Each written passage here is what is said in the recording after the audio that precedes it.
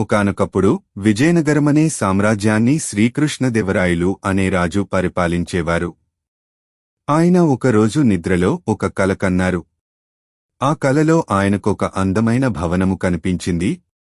ఆ భవనం ఆకాశంలో తేలుతూ 1,00,000 దీపాలతో కాంతివంతంగా చాలా అద్భుతంగా ఉంది. తలుచుకుంటే చాలు మాయమైపోయే ఆ భవనాన్ని కలలో చూసిన రాజు ఆ కలను మరువలేకపోయారు.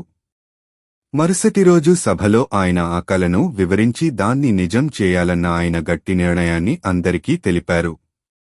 అది విన్న వారంతా అలాంటి భవనమును ఎలా కట్టగలము, అసలు గాలిలో తేలే భవనాన్ని కట్టడం అసాధ్యము కదా అని నచ్చచెప్పడానికి ప్రయత్నించారు.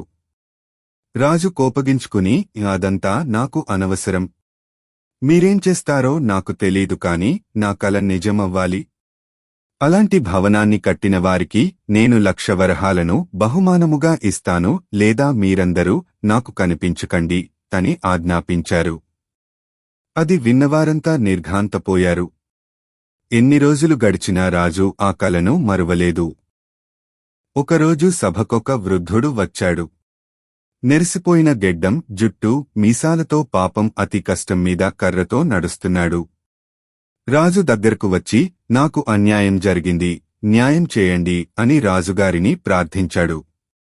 నీకేమన్యాయం జరిగిందో నిర్భయంగా చెప్పు, నేను న్యాయం చేస్తాను అని రాజు హామీ ఇచ్చారు.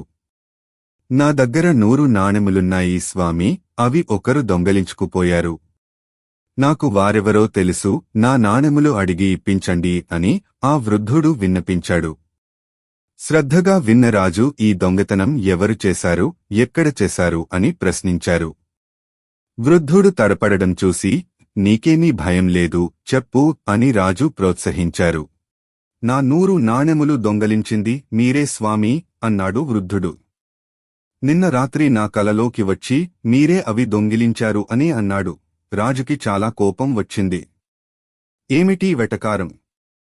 కలలో జరిగినది నిజమనుకుంటే ఎలా అని కోపంగా అడిగారు. ఈ మాట విన్న వృద్ధుడు తన గెడ్డం, మీసం తీసేసి కర్రను పక్కకు పడేసి పగటి వేషాన్ని విప్పేశాడు. చూస్తే అతను తెనాలి రామకృష్ణ. క్షమించండి స్వామి, మీ కలను నిజం చేయడం ఎంత కష్టమో నిరూపించడానికే ఇలా చేశాను అన్నాడు తెనాలి రామలింగడు. రాజుకి చాలా నవ్వొచ్చింది. ఇంత చక్కగా ఆయనకు అర్థమయ్యేలా చెప్పిన తెనాలి రామకృష్ణను ఆయన చాలా అభినందించారు.